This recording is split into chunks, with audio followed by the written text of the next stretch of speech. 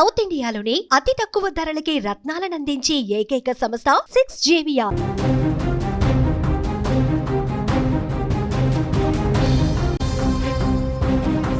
బోనాల పండగ పూట ఆ ఇంట్లో పండగ వెలుగులు నిండాయి. హాస్టల్ నుంచి వచ్చిన కూతురు నవ్వులతో ఆ ఇల్లు సందడిగా మారింది. కానీ ఆ సంతోషం కొన్ని గంటలైనా నిలవలేదు. సాధారణ జలుబు దగ్గు అని ఆర్ఎంపీ వద్దకు వెళితే ఆ వైద్యుడి నిర్లక్ష్యం ఏకంగా ఆ చిన్నారి ప్రాణాలనే తీసింది. ఇంజెక్షన్ వికటించి కళ్ళ ముందే బిడ్డ స్పృహ తప్పి పడిపోతే కాపాడుకోవడానికి ఆ తల్లిదండ్రులు పడిన తాపత్రయం వర్ణనాతీతం.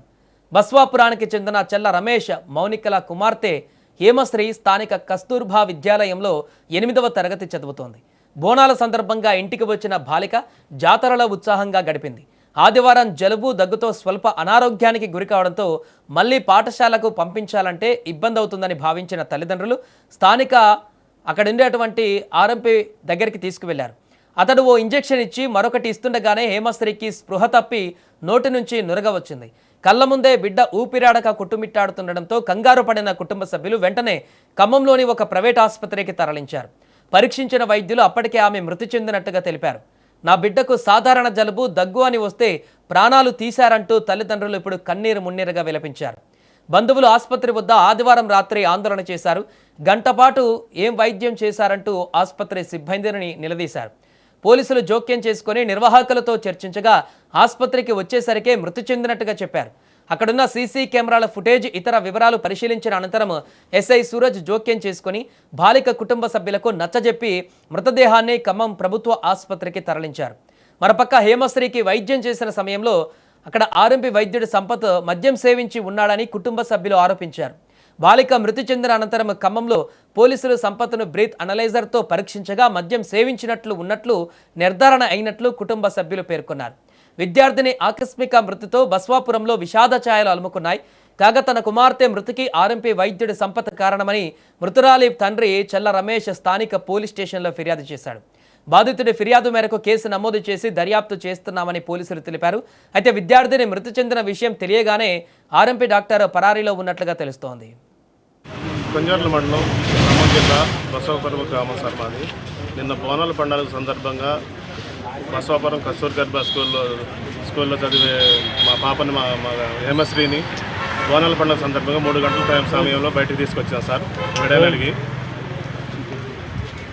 తర్వాత ఒక గంట తర్వాత 4:30 దాకా ఇంటికాడ సరదాగా ఆడుకుంది సార్. 5 గంటల సమయంలో మళ్ళీ రేపు తిరిగి మళ్ళీ హాస్టల్కి వెళ్ళాల్సి వచ్చింది. కొంచెం జలుబు దగ్గుందని ఆర్ఎంపీ డాక్టర్ దగ్గర తీసుకెళ్ళాం సార్. ఆర్ఎంపీ డాక్టర్ గారు మన్నయ్య గారు తీసుకెళ్లారు. బండి మీద పోయేటప్పుడు స్నానం చేసి సరదాగా వెళ్ళింది పాప.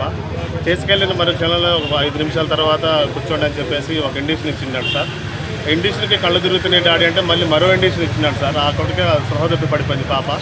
మాకు ఎలాంటి బంధువులకు కానీ వాళ్ళ తమ్ముడికి కానీ మాకు కానీ ఎలాంటి ఇన్ఫర్మేషన్ లేకుండా అతనే వెహికల్ పిలిపించేసి ఎలాంటి ఇన్ఫర్మేషన్ లేకుండా ఖమ్మం తరలిచ్చింది సార్. ఖమ్మం తరలిచ్చి వాత్సల్య హాస్పిటల్లో జాయిన్ చేసి గంట తర్వాత చనిపోయింది పాప అని చెబుతున్నారు. మేము అనేది ఏంటంటే గంట దాకా వాత్సల్య హాస్పిటల్లో ఎలా ట్రీట్మెంట్ చేశారు, గంట తర్వాత ఎలా చెప్తారు మీరు చనిపోయిందని?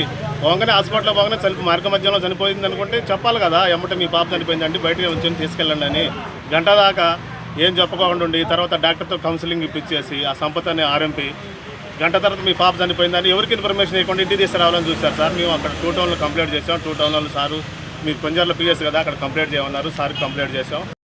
ఈరోజు ఉదయం 10 గంటలకు చెల్లా రమేష్ అనే బసవాపురం గ్రామానికి చెందిన వ్యక్తి తన కూతురు 16 సంవత్సరాల అమ్మాయి 8వ తరగతి చదువుతుంది. నిన్న సాయంత్రం 6 గంటలకి అదే ఊరికి సంబంధించిన ఈ మారుతి సంపత్ అనే ఆర్ఎంపీ డాక్టర్ దగ్గరికి వైద్యం కొరకు వెళ్ళగా దగ్గు జలుబు జ్వరం కోసం వెళ్తే అతను వేసిన ఇంజెక్షన్ను వికటించి చనిపోయిందని చెప్పి రాత్రి సుమారు 8 గంటలకి ఖమ్మం తీసుకోబోతుంటే ఒక ప్రైవేట్ హాస్పిటల్లో అడ్మిట్ చేసి డెత్ డిక్లేర్ చేసి ఖమ్మం గవర్నమెంట్ హాస్పిటల్లో మార్చిలో భద్రపరిచి ఈరోజు ఉదయం పోలీసులకు వచ్చి దరఖాస్తు ఇవ్వడం జరిగింది. ఇచ్చిన దరఖాస్తు మేరకు మేము కేసు రిజిస్టర్ చేశాము. ఈ కేసు విచారణ